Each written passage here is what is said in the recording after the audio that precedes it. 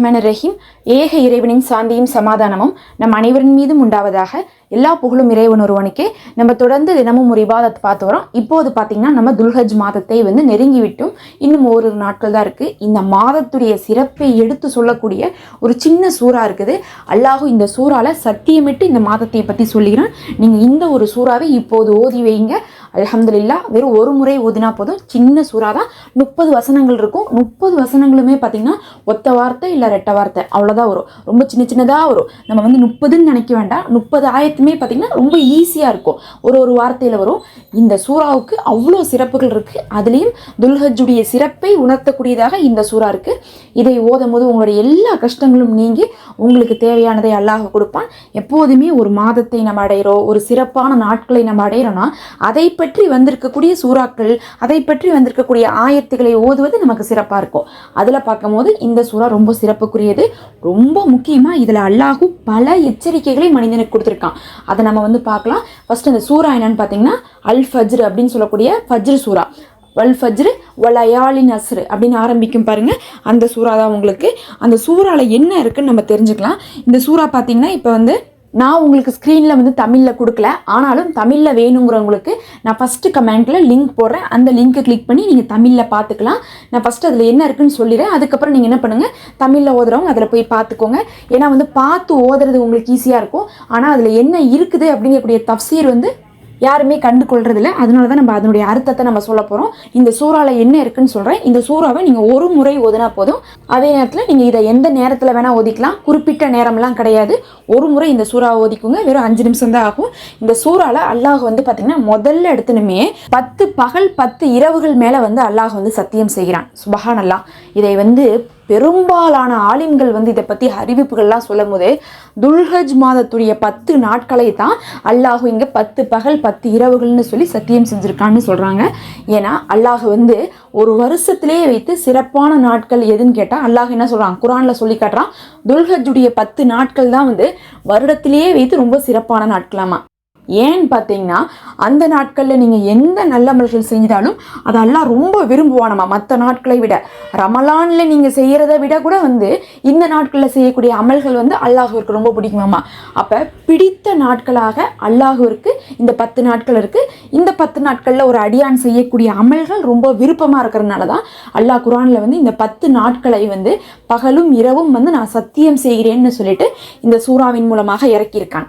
ஒன்று. ரெண்டாவது பார்த்தீங்கன்னா அப்படி இறக்கிட்டு அல்லாஹ் இதில் என்ன சொல்கிறான்னு பார்த்தீங்கன்னா பழைய சமுதாயத்தை பற்றிலாம் எச்சரிக்கை கொடுக்குறான். என்ன எச்சரிக்கை கொடுக்குறான்னா முதல்ல எந்த சமுதாயம்னு பார்த்தீங்கன்னா ஆது கூட்டத்தை பற்றி அல்லாஹ் சொல்கிறான்.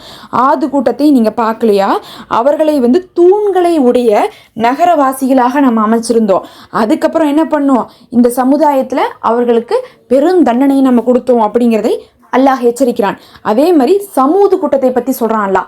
ஆது கூட்டம் அப்படிங்கிறவங்க எப்படி இருந்தாங்களோ தூண்களை உடையவர்களாக, அதே மாதிரி சமூது கூட்டம் எப்படி இருந்தாங்கன்னா பள்ளத்தாக்குகளில் பாறைகளை குடைத்து வாழக்கூடிய ஒரு சமுதாயமாக இருந்தாங்க சமூது கூட்டத்தினர். அதுக்கப்புறம் அவர்களை என்ன செஞ்சான்னு உன்னுடைய இறைவன் நீங்கள் பார்க்கவில்லையா அப்படின்னு நல்லா கேட்குறான். மூணாவது ஃபிரௌனை பற்றி எல்லாம் சொல்கிறான். ஃபிரௌனுடைய வரலாறு நிறைய பேருக்கு தெரியும். எல்லாருக்குமே அதிகமானவங்களுக்கு ஆது வரலாறு சமூது வரலாறு தெரியுதோ இல்லையோ, ஃபிரௌன் வரலாறு அதே மாதிரி யூனுஸ் அலைஹிஸ்ஸலாம் அவர்களுடைய வரலாறுலாம் நம்ம பார்த்துருப்போம்ல. சில வரலாறுகள் நமக்கு ஞாபகமாக இருக்கும். அதில் பார்த்தீங்கன்னா ஃபிரௌனை பற்றி நீங்கள் பார்க்கலையா, ஃபிரௌனை உங்களுடைய இறைவன் என்ன செய்தான் என்று நீங்கள் கண்டு கொள்ளவில்லையான்னு சொல்லிட்டு அல்லாஹ் கேட்குறான்.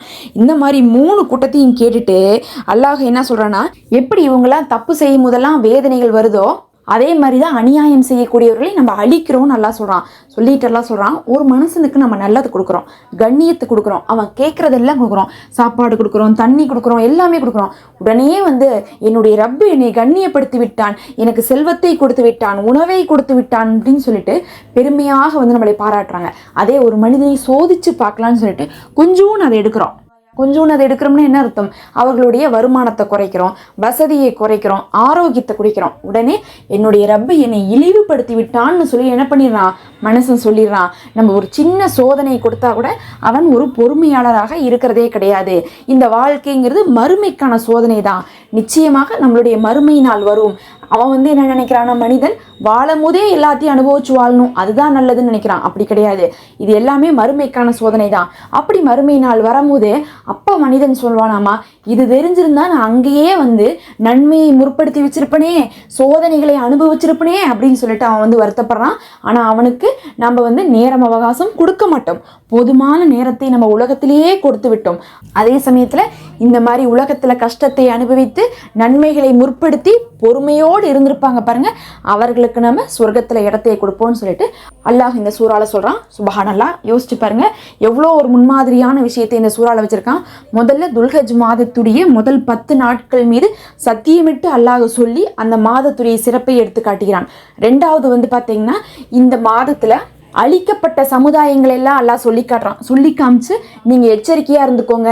எதுக்காக அல்லாஹ் ஆது கூட்டத்தையும் சமூது கூட்டத்தையும் ஃபிரௌனையும் சொல்கிறான்னா, அவங்க இந்த உலகத்தில் வலிமையாக வாழ்ந்தவங்க. அவங்க வந்து பார்த்திங்கன்னா மலைகளை குடைந்து வாழ்ந்தாங்க. ஃபிரௌன் வந்து பார்த்திங்கன்னா ஒட்டுமொத்த ஆட்சியும் கைக்குள்ளே வச்சுருந்தான். அவன் தான் ரப்புன்னு சொல்லிட்டு ஆட்சி படைச்சிருந்தான். அவன்கிட்ட எதிர்த்து பேசுறதுக்கு எல்லாரும் பயப்படுவாங்க. அந்த மாதிரி ஆட்சி செஞ்சுட்டு இருந்த அதிகாரமுடைய அவ்வளோ பெரிய ஆளுகளையே நம்ம ஒன்றும் இல்லாமல் அழிச்சிட்டோம். அதனால் நீங்களும் வந்து பெருமை அகம்பாவத்தோடு இருந்தீங்கன்னா நம்ம என்ன பண்ணுவோம், அழித்து விடுவோம். நல்லா வந்து எச்சரிக்கை மூடுறான். எச்சரிக்கையை மூடிட்டு நல்லா சொல்கிறான், இந்த உலகத்தில் நம்ம நல்லதை கொடுக்குறப்ப மனசை வந்து என்னுடைய ரப்பு உயர்த்தி விட்டான்னு பெருமையை பேசிட்டு, ஆனால் ஒரு சோதனை கொடுத்தா மட்டும் என் ரப்பு என்னை கைவிட்டுட்டான்னு சொல்லிட்டு அவன் பேசுகிறான். ஆனால் இந்த உலகத்தில் நம்ம சோதிப்பதே மறுமையில நற்கூலி வழங்குவதற்காகத்தான் அப்படின்னு சொல்லிட்டு அல்லாஹ் சொல்லி காட்டுறான். அப்போ இந்த உலகத்தில் நீங்கள் நன்மையை முற்படுத்துறதும் உங்களுக்கு அவசியம், சோதனையை பொறுத்து கொள்றதும் அவசியம் நல்லா சொல்கிறான். இப்போ நமக்கு எவ்வளோ கஷ்டம் இருக்குல்ல, அந்த கஷ்டங்கள் போகணும்னு நம்ம நினைக்கும் போது இந்த சூறாக்களை ஓதும் போது தான் நமக்கு புரியும், ஆமாம் நம்மளுடைய கஷ்டம் இருக்குது தான், அது அல்லாஹ் நமக்கு நன்மை கொடுக்குறக்காக கொடுத்த சோதனை தான் இது. இதை நம்ம என்ன பண்ணுவோம், பொருந்தி கொள்ளணும்னு தோணும். இல்லாட்டினா அடுத்தவங்களை பார்க்கும்போது எல்லாரும் நல்லா இருக்காங்க என்ன தவிர அப்படிங்கக்கூடிய ஒரு எண்ணம் வரும். தொழுகாதவங்களாம் தான் நல்லா இருக்காங்க அப்படிங்கக்கூடிய ஒரு எண்ணத்தை சைத்தான் வந்து என்ன பண்ணுவான், நமக்குள்ளே போடுவான். ஆனால் அல்லாஹ் வந்து தெளிவாக சொல்லி காட்டுறான். சொல்லி காட்டிட்டு இன்னும் ஒரு சில விஷயங்களை சொல்லியிருக்கான் பாருங்க. அதில் அல்லாஹ் கேட்குறான், நீங்கள் வந்து பார்த்தீங்கன்னா ஏழைகளுக்கு உணவு கொடுக்குறதை வந்து ஆதரிக்கிறீங்களா, அதே மாதிரி வந்து பொருளில் மோசடி செய்யாமல் இருக்கிறதுக்கு நீங்கள் விரும்புகிறீங்களா அப்படின்னு சொல்லிட்டு ஒரு சில விஷயங்களை அல்லாஹ் கேட்குறான். ஏன் கேட்குறான்னா, நம்ம வந்து நல்லா இருக்கணுங்கிறோம், நமக்கு அல்லாஹ் வந்து கண்ணியம் வழங்கணும்னு சொல்கிறோம். ஆனால் அல்லாஹ்வுடைய சட்ட திட்டங்களை நம்ம மதிக்கிறதில்ல. அனாதைகளை வந்து என்ன பண்ணுறதில்ல, சரி சமமாக நம்ம நடத்துறதில்ல. அதே மாதிரி நாம் நமக்கு ஒரு நீதி மற்றவங்களுக்கு ஒரு நீதின்னு வாழ்கிறோம். ஒரு அளவுல கூட வந்து பார்த்தீங்கன்னா சமமானதை வந்து அல்லாஹ் நீதமானது கொடுத்துருக்கிறத யாருமே கையாளுறதில்ல. ஒரு சொத்து பிரிக்கும் போதும் சரி, ஒரு பொருளை பங்கிடும் போதும் சரி, இதையெல்லாம் நீங்கள் செய்ய மாட்டேங்கிறீங்கன்னு சொல்லிட்டு அல்லாஹ் சொல்லி காட்டுறான். நாம் நல்லதை எதிர்பார்க்குறோன்னா நாமளும் அல்லாஹ் சொல்லக்கூடிய நல்லதை செய்தால் மட்டும்தான் அது நமக்கு கிடைக்கும் அப்படிங்கிறதையும் அல்லாஹ் இதன் மூலமாக உணர்த்துறான். அதே மாதிரி உங்களுக்கு இருக்கக்கூடிய சிரமங்கள் கூட உங்களுக்கு நம்ம கொடுத்த சோதனை தான் சொல்லிட்டு அல்லாஹும் பொறுமையாக இருக்க சொல்கிறான். இந்த சூறாவை நீங்கள் ஒரு முறை ஓதிவாங்க, உங்களுடைய எல்லா கஷ்டங்களுமே வந்து தீரும். அல்லாஹ் உங்களுக்கு சிறந்ததை கொடுப்பானாக. ஆமீன் யா ரப்பல் ஆலமீன். மறக்காமல் சப்ஸ்கிரைப் பண்ணிக்கோங்க. நம்ம சேனலில் மெம்பர்ஷிப் இருக்குது, விரும்புகிறவங்க ஜாயின் பண்ணிக்கோங்க.